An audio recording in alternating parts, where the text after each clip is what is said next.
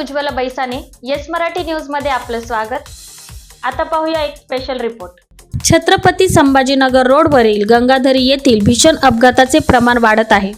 एका महिन्याच्या पूर्वी एसटी बस व अल्टो कारच्या अपघातात 2 महिलांसह एक पुरुष मृत्युमुखी पडल्याची घटना ताजी असताना आज दुपारी 1च्या दरम्यान छत्रपती संभाजीनगर रोड कडून येणारा तरुण पवन भगवान सोर वय वर्ष 19 राहणार जगधने वाडा नांदगाव गाडी क्रमांक MH17 AA 8269 ने प्रवास करीत होता।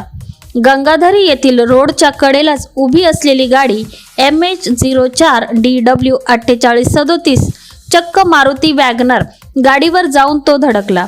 गाडी 10 ते 20 फूट अंतरावर ओढत घेऊन गेला। त्याचा वेग किती असेल याचा अंदाज आपण व्हिडिओत पाहू शकतो।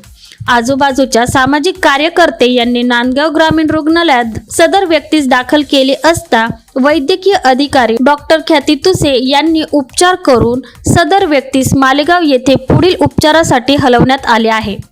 अपघाताची माहिती मिळताच सोर परिवारातील सदस्यांनी तात्काळ घटनास्थळी धाव घेतली। मारुती वॅगनर गाडीचे मालक संजय सोमासे घटनास्थळी दाखल झाले।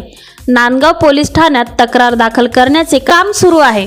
पुढील तपास नांदगाव पोलीस निरीक्षक प्रीतम चौधरी यांच्या मार्गदर्शनाखाली सहाय्यक पोलीस निरीक्षक सुनील बडे करीत आहेत। येस मराठीसाठी विजय बडोदे, नांदगाव।